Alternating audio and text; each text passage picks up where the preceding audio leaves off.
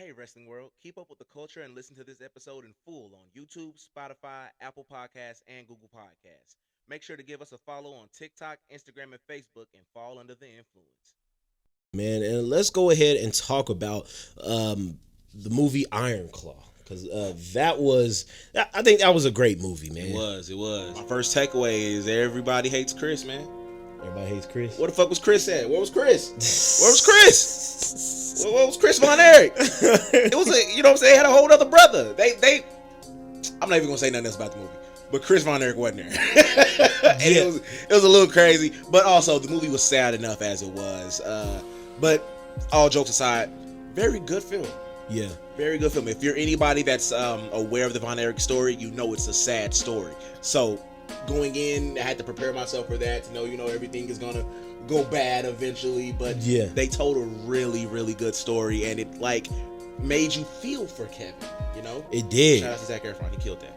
He killed it. Yeah. My first point is, it was a great movie for wrestling fans. Yeah. And I think with us being wrestling fans and knowing about Chris Von Erich, it kind of took away from the integrity of the movie, should I say? Whereas my girlfriend, who knows a little bit about the Von Erichs but don't know about the full, to that full degree, she didn't really miss Chris or didn't know about Chris and stuff like that. So I think it was one of them situations where the Chris Von Erich to non-wrestling fans really didn't matter much. Yeah. But I will say some of the issues that I did, because my girlfriend was telling me this, and so kind of watching it from her lens and stuff like that, there was a lot of things that I had to explain to her and things like that to that degree. I feel like Iron Claw could have done a little better as far as explaining a little bit more details about the business alone and pacing the story. Yes. A lot of it kind of felt like it happened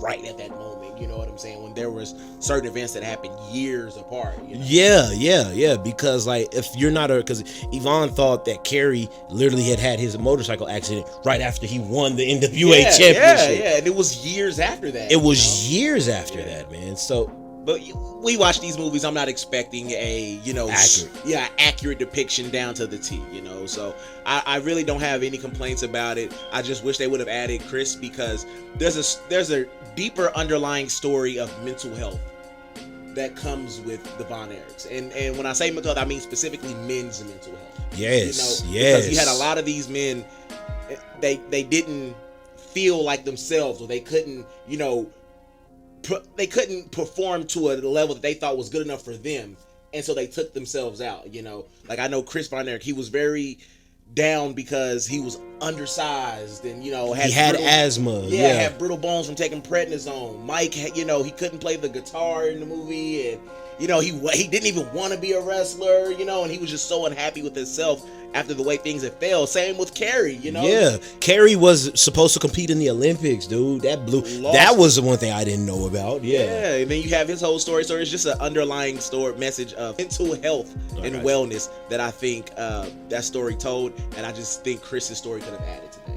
Chris's story could have added to that. Now, my girlfriend was reading an article, and she said that one of the reasons why they didn't highlight Chris's story was because his death was so similar to how Kerry killed himself. Yeah. And so I guess that, the filmmakers and stuff like that didn't want to kind of repeat the same story and stuff like that. So maybe that's why that's what I was told. That's what the article had said. But the movie did do a lot of, I heard there was a lot of last minute edits and last minute takeouts and what was going on. And it seems like Hollywood is catching on to the maybe they're discovering that there's a hidden market in wrestling movies and wrestling films and stuff, because I think that, let's go ahead and jump the gun. Let's go ahead and put over Chavo Guerrero. Chavo Guerrero, he was also Sheik, and he also choreographed all of the stunts and all of the wrestling that you saw in the movie. And there's been talks of the Guerreros getting a similar film, which will be great. I think Dark Side of the Ring has opened up a lot of eyes to the tragic stories of pro wrestling. And there's a lot of them. And while it's a really cool thing, because as wrestling fans we've seen this for a while, wrestling doesn't need any more bad publicity. It doesn't. I did not. They cut my boy scene. They cut his scene. I thought it would be like, okay, maybe we ain't gonna get a scene or two. Yo, there was no talking. MJF did no talking in the film. I'm like, yo, this is whack. Yeah, and they didn't really explain the point. Like, the film would have been a little bit longer. And of course, the whole point of Lance Von Erich was that, you know, the Von Erich brothers kept passing away or whatever. Yeah. And so it would have shown the importance of that. You know what I'm saying? And why Lance was there and the image that the Von Erich family had to put out to their fans. But we saw him. You know, he was in the movie.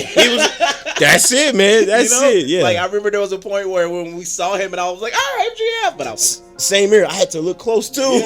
Yeah. You blink, you miss it, you know. But he was there, and he was also an executive producer. So go watch that movie and support MJF because he's better than you. Oh yeah, most definitely. Yeah. So shout outs to Iron Claw. Shout outs to Zac Efron. 2000s kid loved you in High School Musical is Troy Bolton. Yeah. So you know what I'm saying. My man from The Bear killed that too. Is Carrie? I think his name was like Jeremy. Oh, Jeremy Allen White. Yeah, most definitely. Yeah, he was a bad boy too. They did that. The funniest thing about it was that Zac Efron got so buff, I thought he was Carrie. Same here, yo. I thought he was Carrie. Like, Jeremy was a little too small to be Carrie, but whatever, man. They both played the heck out of their roles, and it was really dope. Yeah, for sure. I think it was one of them situations where it suffered. I think like the film needed some big names, and Jeremy Allen White and Zac Efron were just big names that would bring eyes to the product. But they could have swapped it around. You know what I'm saying? You know. Because I think the dude that casted as David was a good lookalike. Like, he looked a lot like David, man. Yeah, the guy that did Mike was pretty good too. But while we're talking about casting, the guy they had playing Ric Flair, Jesus. That was horrible, man. They like Young Rock had better castings than that. Like, what the heck was that? Yeah, true. But Rock picked his. You can tell Ric Flair had nothing to do with that casting. That was the least important part. But he had more of a speaking role than Lance. So whatever. But yeah, man. Yeah. But that's it for the Iron Claw review, man. Great Wrestling film. Yeah, go see it. Hopefully, it gets nominated for something because everybody did their thing in that movie, man. Say this is a big hope that we'll see more wrestling films in Hollywood. Yeah, for sure. They're gonna be late catching on to the wave, but you know, we stay in the waters. For sure. Because as a guy who's not a moviegoer, I don't go to the movies. That was probably like my second time going to the movies in 2023. So I will definitely break out of my movie hibernation to see some Guerrero family. Hell yeah, most definitely. Yeah.